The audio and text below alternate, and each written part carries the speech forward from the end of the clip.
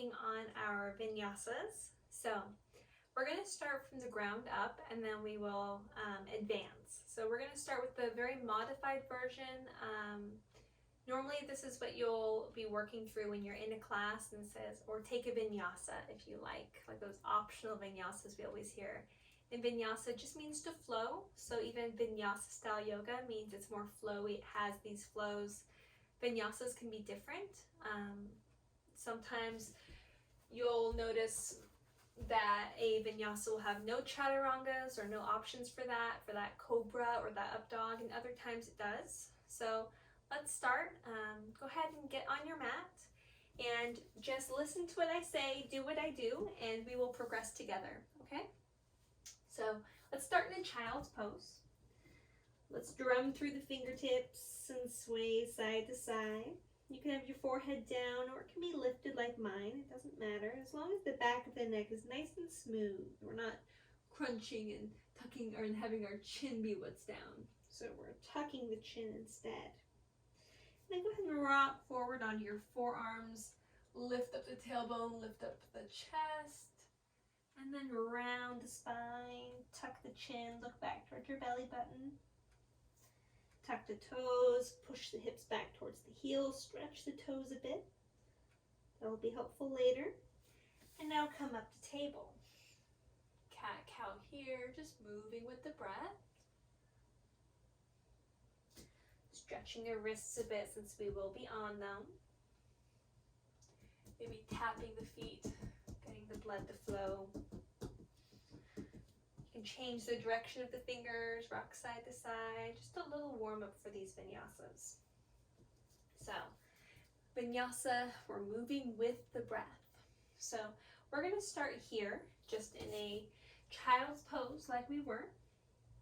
We're going to inhale into table, exhale into child's pose. Inhale into table, tuck the toes, exhale, lift the hips, down dog. So your downward facing dog, if you're ever questioning maybe where your feet and your hands should be, come into a plank. So either walk the hands forward or walk the feet back. Think shoulders over wrists, or even wrists slightly in front of the shoulders, and that's fine.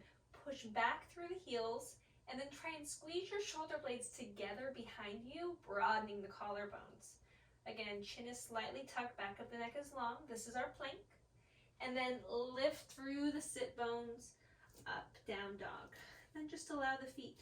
Now I'm open, I just did a class, so my hamstrings are pretty open. Normally my first down dog is more like this.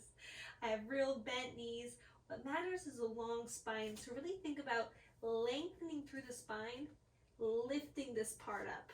In fact, allow it to be like you're lifting so far up through your sit bones that weight is coming off of your hands, even though you're pushing the top part of your mat away. And the low belly is going to feel like a little vacuum is pulling it up and in. So we're here. Go ahead and come back down. Inhale, table. Exhale, child's pose. Inhale, table. Tuck the toes. Exhale, down dog. Inhale, table.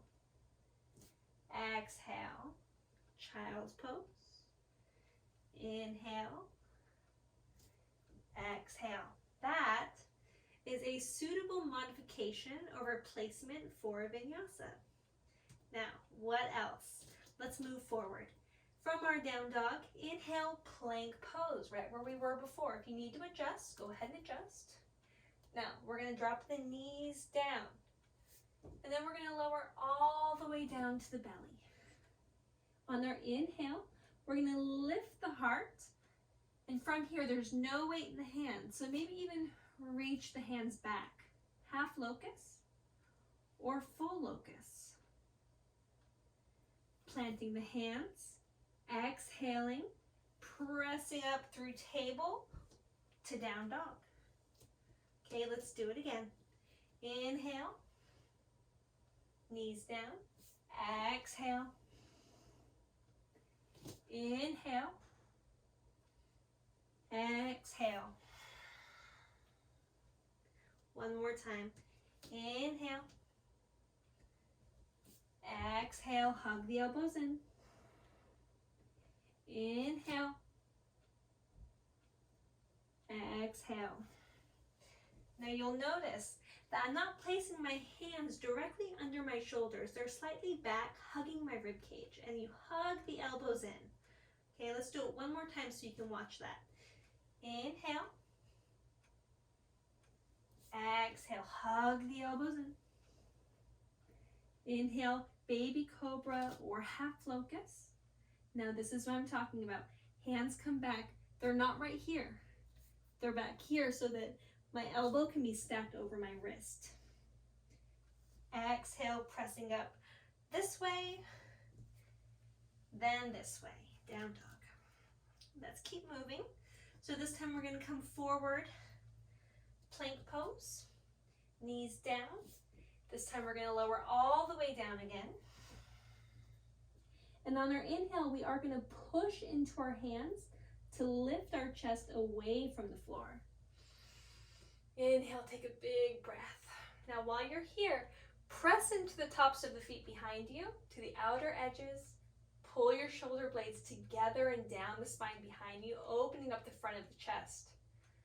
Now some people prefer to lift their chin or lift their gaze. If you have neck problems, I would say tuck the chin and lift from the inside back of the neck up towards the sky.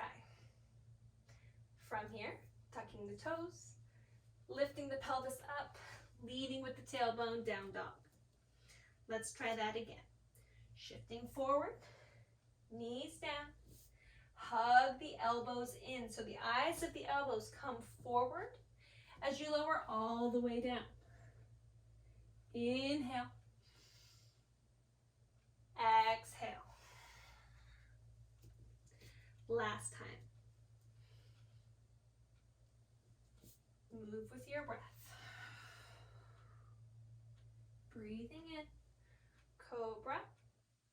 Breathing out, downward facing dog. Good, now we're gonna do a modified chaturanga, okay? So let's come forward, plank pose, knees down. This time, instead of lowering all the way to the belly, we're gonna hug the elbows in and we're gonna lower halfway down. How do we know that we're lowering only halfway down or at a safe chaturanga point? Because what happens is if we allow there to be too much anterior rotation of the shoulder head, we can get injury. So what we want is we want that nice open collarbone area, and we want a nice pinched together shoulder blade behind us. So a good way to make sure that we're not dipping too far forward and letting there be too much of our chest towards the floor, you can even use a prop. So you can start tall. It's always better to have more of an obtuse angle. So we're gonna start with a block tall and you'll see what I'm talking about. So in our plank, knees down, lower down. I'm not touching the block, don't touch the block. But you'll notice that I'm not at a 90-degree bend either. So if you wanna really get that 90-degree bend, lower the block to the medium level, okay? We're here. You rock forward so shoulders over fingertips, hug the elbows in, begin to bend right there. So I'm not touching, but I've got a nice chaturanga. Inhale to lift up through the chest, tuck the toes, lift up through the hips. So let's do it again, okay? You with me this time. So from down dog, shifting forward, plank pose, knees down, chaturanga. You can even look and check and make sure you're not touching. Push through the hands, lift the heart. Belly may touch the block here, that's okay. Tuck the toes, lift, find your down dog. Then we can try it without the block. Shifting forward, knees down, elbows bent, breathing in, breathing out. Creating some heat here, aren't we? Okay, let's do a full chaturanga. Actually, what we're gonna do is we're gonna keep the legs up, go all the way down, and then we'll do full chaturanga. So, from down dog, shifting forward, in our plank pose. Legs are straight, but we're going to lower all the way down to the belly. So hug the elbows in. So shift forward, tippy toes. Hug the elbows in, lower all the way down. Inhale, lift as much as you like, either that baby cobra or full cobra. Tuck the toes, downward facing dog. Let's do it again. Forward, lower, breath in, breath out. One more time. Inhale, exhale, inhale, exhale. Okay, now for our full Chaturanga Vinyasa. Are you ready? Spread the fingers, lift the hips, roll forward, breathe in. Breathe out, halfway down, squeeze at the ribs. Lift the hips, lift the heart. This is upward facing dog.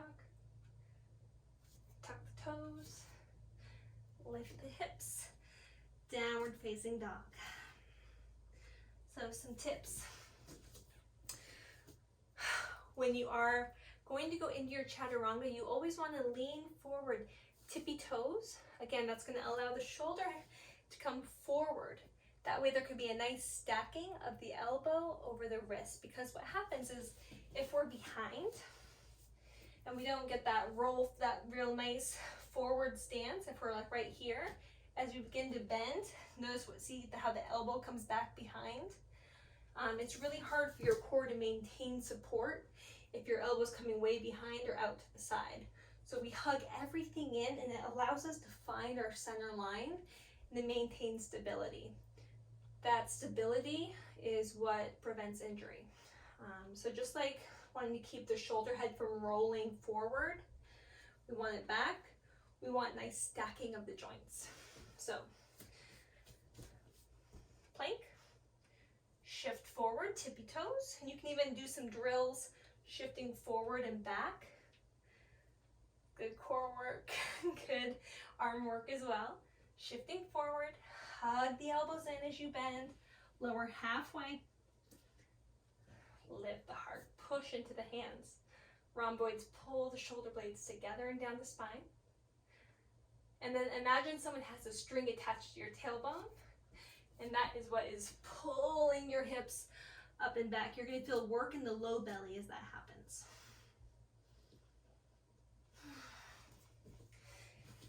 And those are some Vinyasa tips, some Vinyasa examples. If you did all those with me, your wrists are probably very sore right now. Do some wrist therapy. Something very helpful is just some massage. You can do one hand, then the other. I really like to do the chicken wing stretch. So tops of the hands to the rib cage. Allow that stretch to happen along the top of the wrist. Open through the chest and then begin to close the elbows right there, right behind you. It should feel really good. Wiggle the fingers. And then come out of it. Just move the hands. Notice if there's any direction of movement that feels better or worse than the others. And do fingers towards yourself, palms down, soft elbows. You really want to stretch the wrist flexors and extensors. So working in all directions, gently, slowly. Doing this before practice is really, really helpful. In most practices, you'll notice that instructors do some wrist work. If you're doing a practice at home by yourself, definitely do it. Another good one is to bend the elbows, make fists, put your fingers towards each other, have your fists be nice and pretty, and then begin to straighten the arms, and you're going to notice that your hands begin to change. The shape of your fists begin to change as well. Welcome that stretch. And then bend, regroup, make your fists nice and pretty again, and then stretch a little. There we go. Then flick water off your fingertips. Roll through the shoulders. Open through the heart.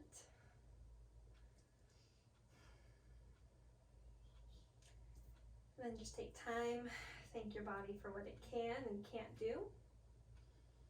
We can always get stronger. So working towards more strength, but being thankful for what we have as well. Thank you so much. Namaste.